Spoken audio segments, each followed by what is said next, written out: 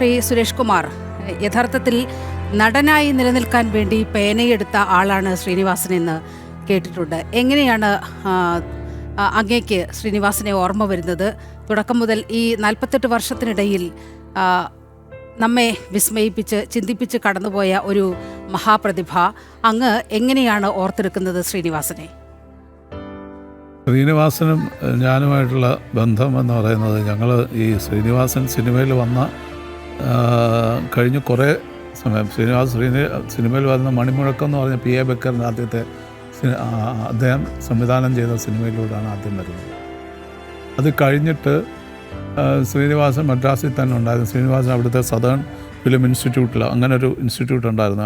Adyar film institute അല്ലാതൊരു South Indian film chamber നടത്തുന്ന ഒരു ഫിലിം ഇൻസ്റ്റിറ്റ്യൂട്ട് ഉണ്ടായിരുന്നു. അതിലാണ് ശ്രീനിവാസനും രജനീകാന്തും ഒക്കെ പഠിച്ചത്. രജനീകാന്തും ശ്രീനിവാസനും ഒക്കെ ഒരേ കാലഘട്ടത്തിൽ സീനിയറും ജൂനിയറും ഒക്കെ ആയിട്ട് പഠിച്ചുകൊണ്ടിരുന്ന ആൾക്കാരാണ്. അത് കഴിഞ്ഞ് ഞങ്ങൾ കണ്ടുമുട്ടുന്നത് 79-80 കാലഘട്ടത്തിലാണ് ഞങ്ങൾ പരിചയപ്പെടുന്നത്. സിനിമയായിട്ട് ബന്ധപ്പെട്ട് ഞങ്ങൾ സ്വാമി സ്വാഡ്ജി താമസിക്കുന്ന സമയത്താണ് ശ്രീനിവാസൻ അവിടെ വരുമായിരുന്നു. അങ്ങനെയാണ് ഞങ്ങൾ കാണുന്നത്. പിന്നെ അത് കഴിഞ്ഞിട്ട് ഞാൻ 82 നിർമ്മിച്ച കൂലി എന്ന് പറഞ്ഞ സിനിമയിൽ അഭിനയിക്കാനായിട്ട് ശ്രീനിവാസനെ ക്ഷണിക്കുന്നു. അതിന് ശ്രീനിവാസൻ വരുന്നു. പിന്നെ ശ്രീനിവാസൻ അത് കഴിഞ്ഞിട്ട് ആ പടത്തിൽ അഭിനയിക്കുന്നതോടൊപ്പം ഞങ്ങളുടെ കൂടെ ഞങ്ങളിലൊരാളായിട്ട് കൂടുകയും, അത് കഴിഞ്ഞ് ഞങ്ങൾ നിർമ്മിച്ച പൂച്ചയ്ക്കൊരു മൂക്കുത്തി എന്ന് പറഞ്ഞ സിനിമയിൽ അഭിനയിക്കാൻ വീണ്ടും വരുമ്പോഴാണ് ശ്രീനിവാസൻ ഈ സ്ക്രിപ്റ്റ് എഴുതിയത് പ്രിയനാണെങ്കിൽ കൂടിയും പൂച്ചയ്ക്കൊരു മൂക്കുത്തിയുടെ സ്ക്രിപ്റ്റ് തിരുത്താനും അതിൻ്റെ കൂട്ടത്തിലൊക്കെ നമ്മുടെ കൂടെ സഹായിക്കാനും ഒക്കെ ഉണ്ടായിരുന്നു. അതിൽ അഭിനയിക്കുകയും ചെയ്തൊരു റോൾ. പിന്നെ അത് കഴിഞ്ഞ് അതിൻ്റെ ആ പടം വളരെ സൂപ്പർ ഹിറ്റായിട്ട് ഓടിക്കഴിഞ്ഞ് ഉടനെ ഞങ്ങളൊരു സിനിമ പ്ലാൻ ചെയ്ത് ഓടരുതമ്മ ആളറിയാമെന്ന് പറഞ്ഞ സിനിമ. ആ സിനിമ ചെയ്യുന്ന സമയത്ത് ശ്രീനിവാസൻ, മുകേഷ്, ജഗദീഷാണ് അതിലാദ്യമായിട്ട് അഭിനയിക്കുന്നത്. ഇവരെല്ലാം കൂടെ ചേർന്നൊരു സിനിമയായിരുന്നു. അപ്പം അത് ചെയ്യാനായിട്ട് പ്രിയനാണ് അതിൻ്റെ സ്ക്രിപ്റ്റ് എഴുതുന്നത്. അപ്പം 2 ദിവസം മുമ്പ് ശ്രീനി ട്രിവാൻഡ്രത്ത് അമൃത ഹോട്ടലിൽ വന്നു. അപ്പോഴത്തേക്ക് പ്രിയൻ പറഞ്ഞു, സ്ക്രിപ്റ്റായിട്ടില്ല ശ്രീനി ഒന്ന് സഹായിക്കണം, ഒരു തൽക്കാലം ഒരു കാര്യം ചെയ്യും. അപ്പോൾ ശ്രീനി പറഞ്ഞു, ഞാൻ അഭിനയിക്കാനാണ് വന്നത്, ഇയാൾക്ക് അഭിനയിക്കണം എന്നുണ്ടെങ്കിൽ നിങ്ങൾ സ്ക്രിപ്റ്റും കൂടെ എഴുതിയാൽ ഇയാൾക്ക് അഭിനയിക്കാം, അല്ലെങ്കിൽ നടക്കില്ല. അപ്പോൾ സിനിമ അന്നത്തെ സമയത്ത് എങ്ങനെയെന്ന് വെച്ചാൽ പ്രിയനൊക്കെ സെറ്റിൽ വന്നിരുന്നാണ് സ്ക്രിപ്റ്റ് എഴുതുന്നത്. പലപ്പോഴും പ്രിയൻ്റെ ഒരു സ്ക്രിപ്റ്റ് മാത്രമേ ഉള്ളൂ എനിക്കറിയാവുന്നത്. ഫുള്ള് സ്ക്രിപ്റ്റ് തീർന്നത് പൂച്ചയ്ക്കൊരു മൂക്കുത്തി മാത്രം. അപ്പോൾ ഇത് എഴുതാൻ വന്നപ്പോഴത്തേക്ക് പ്രിയൻ ഇത് ശ്രീനയുടെ തലയിൽ വെച്ച് കൊടുത്തു. അപ്പോൾ ശ്രീനി പറഞ്ഞു, ഞാൻ എഴുതി തുടങ്ങിയിട്ടൊന്നുമില്ല, എനിക്ക് എഴുതാൻ അറിഞ്ഞു, ഇയാൾ എഴുതി നോക്ക്, ശരിയാവും എന്ന് പറഞ്ഞിട്ടാണ് ശ്രീനിയെ അത് ഏൽപ്പിക്കുന്നതും. അങ്ങനെ ശ്രീനി ആദ്യത്തെ തിരക്കഥ എന്ന് പറയുന്നതാണ് ഓടരുതമ്മ ആളറിയാമെന്ന് പറയുന്നത്. അപ്പോൾ അന്ന് മുതലല്ല, ഞങ്ങൾ അതിന് മുമ്പും ഒക്കെ ഉള്ളൊരു അസോസിയേഷനാണ്. ഞങ്ങൾ സ്ഥിരമായിട്ട് ഞങ്ങളൊക്കെ രണ്ടുപേരും മദ്രാസിൽ ഞങ്ങൾ താമസിക്കുന്നത് സ്ഥിരം വുഡ്ലാൻഡ്സ് ഹോട്ടലിലായിരുന്നു. അന്ന് മുതലുള്ളൊരു ബന്ധമാണ്. പിന്നെ ശ്രീനിയുടെ പഴയ ആൾക്കാർ അവിടെ ഉണ്ടായിരുന്ന പഴയ നമ്മുടെ ശ്രീനിയുടെ കുറേ കമ്പനികളുണ്ട് അവിടെ ഉള്ള, മോഹൻദാസ് എന്നൊക്കെ പറഞ്ഞ ആർക്കിയോളജിക്കൽ, പിന്നെ ചന്ദ്രാജി ചേട്ടൻ, അതായത് നമ്മുടെ അടൂർ ബാസിയുടെ ബ്രദറുണ്ട്, അവരെല്ലാം കൂടെ നടത്തിയിരുന്ന ഒരു ലാബ് എന്ന് പറഞ്ഞൊരു ലാബ് ഉണ്ടായിരുന്നു. അവിടെ ആയിരുന്നു ഇവരുടെ ഒരു സങ്കേതം. അപ്പോൾ അവിടെയൊക്കെ പോയി നമ്മൾക്ക് ഇവരെയൊക്കെ കാണാനുള്ള ഇതൊക്കെ ഉണ്ടായിരുന്നു. പിന്നെ ആ സൗഹൃദം വളർന്ന് ഇന്നവരെ, അതായത് എത്രയോ പടങ്ങൾ. അത് കഴിഞ്ഞിട്ട് എൻ്റെ സിനിമയാണ് ഒരു പടം ശ്രീനി സ്ക്രിപ്റ്റ് എഴുതിയാണ്, അക്കരെ നിന്നൊരു മരം എന്ന് പറയുന്നത്. അതും ഇതുപോലാണ്, ഞങ്ങൾ എല്ലാവരും കൂടെ പെട്ടെന്ന് പ്ലാൻ ചെയ്യുന്ന ഒരു സിനിമയാണ്. ആ സിനിമ മദ്രാസിൽ വെച്ചിട്ട് ഗിരീഷ് എന്ന് പറഞ്ഞൊരു സംവിധായകൻ ചെയ്യാൻ വെച്ചിരുന്നൊരു പടം, അയാളുടെ ആദ്യത്തെ പടം ചെയ്യാൻ വെച്ചിരുന്ന പ്രൊഡ്യൂസർ മാറിക്കഴിഞ്ഞപ്പോഴത്തേക്ക് അത് പെട്ടെന്ന് ഞാൻ ഏറ്റെടുക്കുകയും അത് ശ്രീനി സ്ക്രിപ്റ്റ് എഴുതാൻ സമ്മതിക്കുകയും ചെയ്തിട്ട് ഞങ്ങളെല്ലാം കൂടെ തിരുവല്ലാമല അവിടെ വെച്ചായിരുന്നു എൻ്റെ ഷൂട്ടിങ് കംപ്ലീറ്റ് ആയിട്ട്. മണിയമ്പിള്ള രാജുവാണ് എൻ്റെ ഹീറോ ആയിട്ട്, എൻ്റെ വൈഫ് ഹീറോയിനായിട്ട്. ശ്രീനി സ്ക്രിപ്റ്റ് എഴുതുന്നു. അപ്പോൾ ശ്രീനിയൊക്കെ അന്ന് പോയിരുന്ന സ്ക്രിപ്റ്റ് എഴുതുന്ന വെച്ചാൽ അവിടെ ഒരു ചീരക്കുഴി IB എന്ന് പറയും, ആ ഒരു ചെറിയൊരു IB എന്ന് പറയുന്ന ഇൻസ്പെക്ഷൻ ബംഗ്ലാവ്, ചെറിയൊരു മുറിയാണ്. അതിൻ്റെ അകത്ത്, ആ മുറിക്കകത്ത് ഒരു സൗകര്യവും അന്നത്തെ കാലത്ത് അത്ര സൗകര്യമുള്ളൂ. അതിൻ്റെ അകത്ത് അന്ന് ആ മുറിയുടെ വാടക 3 രൂപ എങ്ങാണ്ട്. ആ റൂമിൽ താമസിച്ചുകൊണ്ട് ആ താഴെ ഇറങ്ങി ഭാരതപ്പുഴയിൽ കുളിച്ചുകൊണ്ടാണ് അവിടെ ഇരുന്നാണ് ആ സ്ക്രിപ്റ്റ് എഴുതിയത്. ഭയങ്കര രസമുള്ളൊരു സിനിമയാണ്. അത് കഴിഞ്ഞിട്ട് നിരവധി സിനിമകളിലൊക്കെ നമ്മൾ പല അരം പ്ലസ് അരം കിന്നരം എന്ന് പറഞ്ഞ സിനിമ അതും ഞങ്ങൾ ഒരുമിച്ച്, പിന്നെ അത് കഴിഞ്ഞിട്ട് മഴ പെയ്യുന്ന മദ്ദളം കിട്ടുന്നു, അത് ട്രിവാൻഡ്രത്താണ് ഷൂട്ട്. അങ്ങനെ എത്രയോ സിനിമകൾ ഞങ്ങൾ ഒരുമിച്ച് ചെയ്യാൻ സാധിച്ചു. പിന്നെ ഞങ്ങൾ അവസാനം ചെയ്തത് 2010 പച്ചമരത്തണൽ എന്ന് പറഞ്ഞ സിനിമ, അതും ശ്രീനി ഹീറോ ആയിട്ട് അഭിനയിച്ച സിനിമ. ശ്രീനിയും പത്മപ്രിയയും ലാലും സിദ്ദിഖ് ലാലും കൂടെ ഒരുമിച്ച് അഭിനയിച്ചത്, അത് ഞാൻ പ്രൊഡ്യൂസ് ചെയ്ത സിനിമ. അപ്പം അങ്ങനെ നിരവധി സിനിമകളിൽ മാത്രമല്ല പല സ്ഥലത്തും ഞങ്ങൾ ഒരുമിച്ച് ഒത്തിരി കാര്യങ്ങൾ, ഒത്തിരി ഇടപെടലുകൾ നമ്മൾ പല കാര്യങ്ങളിലും ഇടപെട്ടിട്ടുണ്ട്. ഞങ്ങൾ ഒരുമിച്ച് ട്രാവൽ ചെയ്തിട്ടുണ്ട്, ഒരുമിച്ച് ശ്രീനിയുടെ എല്ലാ കുസൃതികൾക്കും ഞാൻ കൂട്ടുനിന്നിട്ടുണ്ട്. അങ്ങനെ ഒത്തിരി കാര്യങ്ങളുണ്ട്, അത് പറയാനാണെങ്കിൽ ഒത്തിരി ഉണ്ട്. ശ്രീനിയുടെ ഒരു വിയോഗം എന്ന് പറയുന്നത് എനിക്ക് ഒത്തിരി ചിന്തിക്കാൻ വയ്യ. എന്ന് വെച്ചാൽ ഒരു 6 മാസം മുമ്പ് എന്നെ വിളിച്ചു. അത് കഴിഞ്ഞ് കുറേ കാലം എൻ്റെ എൻ്റെ ഫ്ലാറ്റിൻ്റെ താഴെയായിരുന്നു താമസിച്ചുകൊണ്ട് ഒരു 1-2 വർഷം. ശ്രീനി ധ്യാനിന് ഇവിടെ പഠിക്കാൻ വേണ്ടിയിട്ട്, എഞ്ചിനീയറിങ്ങിന് പഠിക്കാൻ വേണ്ടിയിട്ട് വന്നിട്ട് തിരുവനന്തപുരം. ഇപ്പോൾ ഒരു 6 മാസം മുമ്പ് എന്നെ വിളിച്ചു. അപ്പോൾ ഞാൻ ചോദിച്ചു എന്ത് ശ്രീനി വിളിച്ചത്? അപ്പോൾ എല്ലാം ചോദിച്ചു, സുരേഷ് ചുമ്മാ പെട്ടെന്ന് പഴയ ഒരു ഓർമ്മ വന്നപ്പോൾ ഞാൻ വിളിച്ചതാണ്. എന്തുകൊണ്ട് വിശേഷം, കുറേ കാര്യങ്ങൾ, ആരോഗ്യത്തിൻ്റെ കാര്യങ്ങൾ, പ്രശ്നങ്ങൾ. പുള്ളി പല പരീക്ഷണങ്ങൾ നടത്തും. അതാണ് എനിക്ക് പുള്ളിക്ക് അസുഖങ്ങൾ വരുമ്പോൾ പുള്ളി നാച്ചുറോപ്പതി പോവും, ഹോമിയോപ്പതി പോവും, പലതും മാറി മാറി പോകുന്ന ഒരാളാണ്. അങ്ങനെ പല പരീക്ഷണങ്ങൾ നടത്തുന്ന യുവതലമുറയ്ക്ക് ഈ കൃഷിപാഠമൊക്കെ ഒത്തിരി അങ്ങനത്തെ പല മണ്ണോട് ചേർന്ന് നിന്ന ഗ്രൗണ്ട് ചേർത്ത് എന്നൊക്കെ പറയാവുന്ന വളരെ സാധാരണ കുടുംബത്തിൽ നിന്ന്, വളരെ സാധാരണ കുടുംബത്തിൽ നിന്നാണ് വന്നത്. ഞാൻ ശ്രീനിയെ പരിചയപ്പെടുന്നത് 78 നമ്മുടെ PN ശ്രീകുമാർ എന്ന് പറഞ്ഞ് കൂത്തുപറമ്പുകാരൻ ശ്രീനിയുടെ കൂടെ പഠിച്ചാണ്. അങ്ങനെ ഒരാൾ ഉണ്ടായിരുന്നു, ഒരു ഡയറക്ടർ. അങ്ങനെ ഒരു സ്നേഹഗീതങ്ങൾക്ക് വിഷാദരാഗം എന്നൊരു സിനിമ. ആ സിനിമ പിന്നെ കുറേ ഷൂട്ട് ചെയ്തത് ശ്രീനാഥ്, ഒരു സബിത എന്ന് പറഞ്ഞൊരു കുട്ടി, പിന്നെ ശ്രീനി ഒക്കെ ആയിരുന്നു അതിൻ്റെ അകത്ത് അഭിനയിച്ചത്. അപ്പം അങ്ങനെ അതിൻ്റെ ഷൂട്ടിങ്ങിന് ഇവിടെ വരുമ്പോഴാണ് ഞാൻ ശരിക്കും ആദ്യമായിട്ട്, ഇപ്പോഴാണ് എനിക്ക് ഓർമ്മ, ഞാൻ ആദ്യമായിട്ട് ശ്രീനിയെ പരിചയപ്പെട്ടു. തിരുവനന്തപുരത്ത് കോളത്തൊക്കെ വെച്ചായിരുന്നു ഷൂട്ടിങ്. കുറേയൊക്കെ എടുത്തിട്ട് പിന്നെ ആ പടം റിലീസ് ചെയ്യാനും പറ്റിയില്ല, എടുത്ത് ഷൂട്ട് ചെയ്ത് അത് തീർന്നു, അത് നടന്നില്ല. അപ്പോൾ അങ്ങനെയുള്ള ആ കാലഘട്ടം മുതലുള്ള ഒരു ബന്ധമാണ് എനിക്കുള്ളത്. പിന്നെ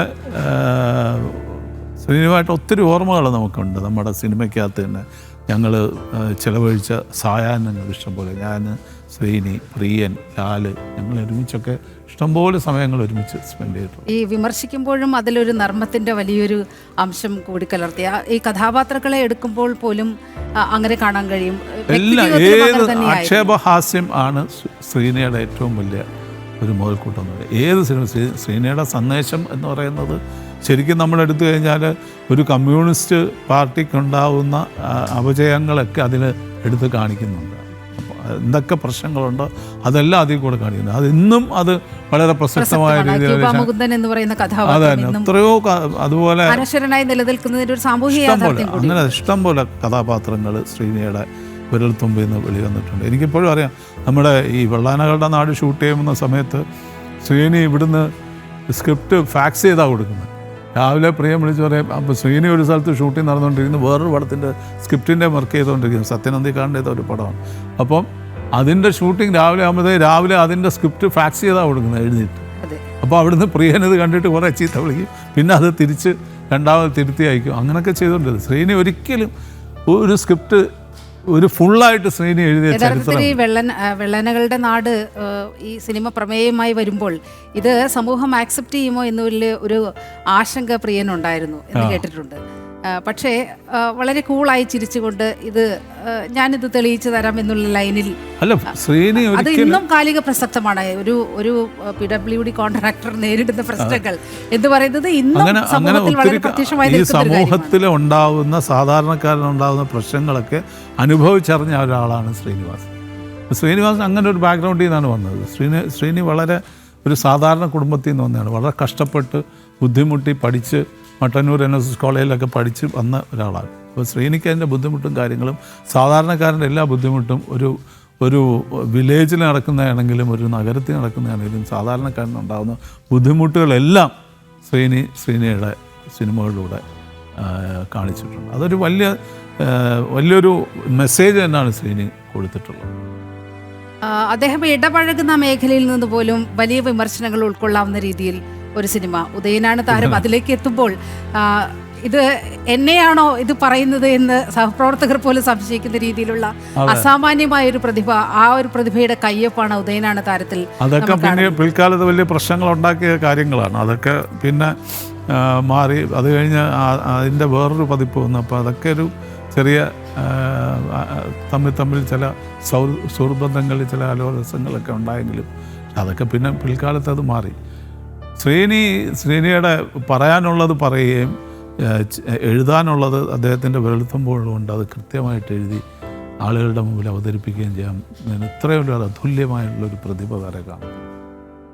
സാധാരണഗതിയിൽ ഈ സിനിമാ രംഗത്ത് നിൽക്കുന്നവരൊക്കെ ഈ സാമൂഹ്യ വിമർശനം, പ്രത്യേകിച്ച് രാഷ്ട്രീയ വിമർശനമൊക്കെ നടത്താൻ വളരെ ഭയപ്പെട്ടിരുന്നു. അതൊരു ആശങ്കയോടെ മാത്രമേ അവർ സമീപിക്കാറുള്ളൂ അത്തരം വിഷയങ്ങളിൽ. പക്ഷേ ഇക്കാര്യത്തിൽ പാട്യം എന്ന് പറയുന്ന ഒരു പാർട്ടി ഗ്രാമത്തിൽ നിന്ന് ജനിച്ചത് കൊണ്ടായിരിക്കാം ചില കമ്മ്യൂണിസ്റ്റ് മൂല്യങ്ങളുടെയൊക്കെ ആ സമയത്തുണ്ടായിരുന്ന ചില മൂല്യങ്ങളുടെയൊക്കെ ചില സ്വാധീനം അദ്ദേഹത്തിൽ പ്രകടമായിരുന്നു താനും. പക്ഷേ പിന്നീട് പാർട്ടി എത്തുന്ന ഒരു അപജയത്തിലേക്ക് എത്തുമ്പോൾ അതിനെ നഖശിഖാന്തം എതിർക്കുന്ന ഒരു നടപടി മനോഭാവം ശ്രീനിവാസിൽ നിന്നുണ്ടായി. അപ്പോൾ ഇടം വലം നോക്കാതെ ഈ സാമൂഹ്യ വിമർശനങ്ങൾ നടത്തുന്ന ഒരു ശൈലി കൂടി ശ്രീനിവാസനിൽ നമ്മൾ കണ്ടിട്ടുണ്ട്. തീർച്ചയായിട്ടും. അത് മാത്രമല്ല, ശ്രീനി അവിടുന്ന് സ്ഥലം വിട്ട് പോകേണ്ടി വരെ വന്നത്, നാട്ടിൽ നിന്ന് പോകേണ്ടി വരെ വന്നത് കമ്മ്യൂണിസ്റ്റുകാരെ വിമർശിച്ചുകൊണ്ട് അവിടെ നിന്ന് അങ്ങനെയുള്ള ഇതുണ്ടായതുകൊണ്ടാണ്, അനുഭവം ഉണ്ടായതുകൊണ്ടാണ് ശ്രീനിക്ക് പോകേണ്ടി വന്നത്. ചിലപ്പോൾ ശ്രീനി അവിടെ നിന്നിരുന്നെങ്കിൽ ശ്രീനിൻ്റെ അടുത്ത് പറഞ്ഞാൽ ചിലപ്പോൾ എന്നെ തല്ലിക്കൊന്നതിനെ ആ സമയത്ത്. എന്ന് വെച്ചാൽ പല പ്രശ്നങ്ങളുണ്ടായിട്ടുണ്ട് അവിടെ. അതുകൊണ്ടായിരിക്കാം ശ്രീനി പിന്നെ മദ്രാസിൽ പോയി അവിടെ ചേക്കേറുകയും കുറേ നാൾ പക്ഷെ വളരെ കഷ്ടപ്പെട്ടു. മദ്രാസിലൊക്കെ നിന്ന് വളരെ കഷ്ടപ്പെട്ടിട്ടാണ് ഇത് ചെയ്യുന്നത്. എൻ്റെ അടുത്ത് കൂലി എന്ന് പറഞ്ഞ സിനിമയിൽ മമ്മൂട്ടിയാണ് ചെയ്തത്. അപ്പം അതിൻ്റെ കഥാപാത്രങ്ങളെ ഫിക്സ് ചെയ്ത് കഴിഞ്ഞപ്പോഴത്തേക്ക് എൻ്റെ അടുത്ത് പറഞ്ഞു, എടാ നമുക്ക് നമ്മുടെ ശ്രീനിവാസൻ ഒരു റോള് നീ എവിടെയെങ്കിലും ഒന്ന് നോക്ക്, നമുക്ക് എവിടെ ഇടാനായിട്ട് നീ എവിടെയെങ്കിലും ചെയ്യുക, അവനെ നമ്മൾ ഇത് ചെയ്യാനൊക്കില്ല, അവന് ഒന്നാമത് പടമൊന്നും ഇല്ലാതിരിക്കുകയാണ്. അങ്ങനെയാണ് നമ്മൾ അതിൽ ശരിക്കും ശ്രീനിയെ ഒരു കഥാപാത്രമായിട്ട് അതിൻ്റെ അകത്ത് ഉൾക്കൊള്ളിക്കുകയായിരുന്നു. അപ്പം ശ്രീനി അന്ന് ഒത്തിരി ബുദ്ധിമുട്ടുന്ന സമയമായിരുന്നു, വളരെ ബുദ്ധിമുട്ടിയായിട്ടാണ്. പക്ഷെ അത് പിൽക്കാലത്ത് അതിൽ നിന്ന് ശരിക്കും ഇപ്പം തന്നെ രണ്ടുപേരും, ധ്യാനായാലും വിനീതായാലും അവർ മലയാള സിനിമയിൽ ഉണ്ടാക്കിയിരിക്കുന്ന ഒരു പേരെന്ന് പറയുന്ന ഒന്ന് വേറെയാണ്. എന്ന് വെച്ചാൽ രണ്ടുപേരും വളരെ മിടുക്കം. എല്ലാ കഴിവുകളും രണ്ടുപേർക്കും കിട്ടിയിട്ടുണ്ട്. അപ്പം ഞാൻ ഇത്ര കൊച്ചിലെ മുതൽ രണ്ടുപേരെയും കാണുന്നതാണ്, കുഞ്ഞിലെ മുതൽ കാണുന്നത്.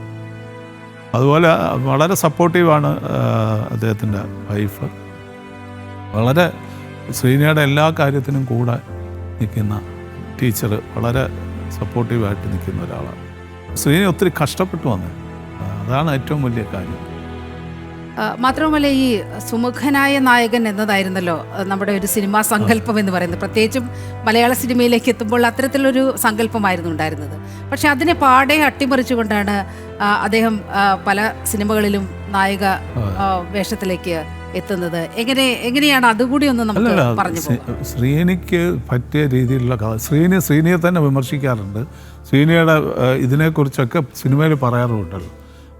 ഇപ്പം നമ്മൾ ഏത് കഥാപാത്രം എടുത്താലും ഇവർ തമ്മിൽ അഭിനയിച്ചിട്ടുള്ള ലാലും ശ്രീനിയായിട്ട് ജോഡിയായിട്ട് അഭിനയിച്ചിട്ടുള്ള എത്രയോ സിനിമകളുണ്ട്. പരസ്പരം അങ്ങോട്ടും ഇങ്ങോട്ടും അവരെ ചെളിവാരിയിരിക്കുന്ന രീതിയിലുള്ള ഡയലോഗുകളും കാര്യങ്ങളൊക്കെ വെച്ചിട്ടുള്ള എത്രയോ സിനിമകളുണ്ട്. അപ്പോൾ ശ്രീനി അതെല്ലാം വളരെ തന്മയത്വമായിട്ടാണ് എല്ലാം കൈകാര്യം ചെയ്യുന്നത്. എന്ന് വെച്ചാൽ വളരെ കൃത്യമായ രീതിയിൽ ഇത് എഴുതുന്നത് വളരെ താമസിച്ചാണെങ്കിലും ഇപ്പം സെറ്റിൽ വന്നിരുന്ന് എഴുതിയാലും ആ സമയത്ത് എഴുതുന്ന കാര്യം വളരെ കുറിക്കുകൊള്ളുന്ന പോലെ ശ്രീനിയുടെ ഡയലോഗ്സും കാര്യങ്ങളും എല്ലാം അങ്ങനെയാണ് വന്നിട്ടുള്ളത്. ഏത് സിനിമയാണെങ്കിലും ഇവർ തമ്മിലുള്ള സംഭാഷണമാണ്. ഞങ്ങൾ ഈ സിനിമയായിട്ടുള്ള ബന്ധമല്ല, നമ്മൾ സിനിമ ഷൂട്ടിങ്ങിന് സമയത്ത് വന്നിരുന്ന് അങ്ങോട്ടും ഇങ്ങോട്ടും പരസ്പരം സംസാരിക്കുന്നു. ഇപ്പം മുകേഷ് ആയാലും ശ്രീനി, മുകേഷ്, ജഗദീഷ്, മണിയമ്പിള്ള രാജു, ഇവർ 4 പേര് നമ്മുടെ കൂടെ സെറ്റിലുണ്ടെങ്കിൽ ഇവർ പരസ്പരം കളിയാക്കുന്ന ഒരു സിറ്റുവേഷൻ എപ്പോഴും ഉണ്ട്.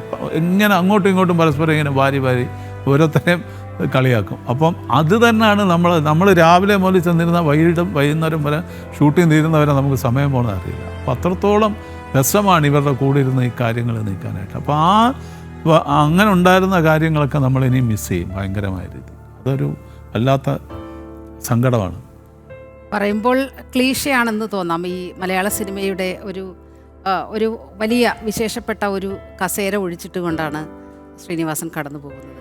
അത് നികത്താൻ, ആ കസേരയിലേക്ക് വന്നിരിക്കാൻ ഒരാളില്ല എന്നുള്ള കാര്യം, അത് യാഥാർത്ഥ്യം തന്നെയാണ്. പലരെക്കുറിച്ച് നമ്മൾ ക്ലീശയൊക്കെ ആയിട്ട് ഉപയോഗിക്കുമെങ്കിലും ശ്രീനിവാസനെ സംബന്ധിച്ച് അത് അക്ഷരാർത്ഥത്തിൽ ശരിയാവുകയല്ലേ?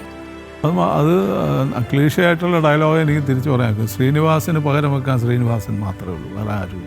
അത് പല ആർട്ടിസ്റ്റുകളായിരുന്നു. ഇന്നസെൻ്റ് ആയിട്ടുള്ള കാര്യം എടുത്താൽ ആരുടെ കാര്യം, നമ്മുടെ മലയാള സിനിമയിൽ നമ്മളിങ്ങോട്ട് പല ആൾക്കാരും, നമ്മളെ വിട്ടുപോയ പല ആൾക്കാരെ എടുത്തു കഴിഞ്ഞാൽ അവർക്കൊന്നും പകരം വെക്കാൻ വേറെ ആൾക്കാരില്ല. അതൊക്കെ വലിയ, നമുക്ക് ഏറ്റവും സങ്കടമുള്ള കാര്യമാണ്. ശ്രീനിയെപ്പോലുള്ള ഒരു ആർട്ടിസ്റ്റ് നമ്മളെ വിട്ടു പോവുക എന്ന് പറയുന്നത് നമുക്ക് ഏറ്റവും ദുഃഖകരമായിട്ടുള്ളൊരു കാര്യമാണ്.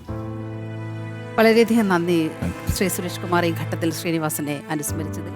ശ്രീനിവാസനുമൊത്തുമുള്ള കുറച്ച് സമയത്തേക്കാണെങ്കിൽ പോലും നിങ്ങൾ തമ്മിലുള്ള ഒരു സൗഹൃദത്തിൻ്റെ ഊഷ്മളത പ്രേക്ഷകർക്ക് പകർന്നു നൽകിയതിൽ വളരെയധികം നന്ദി.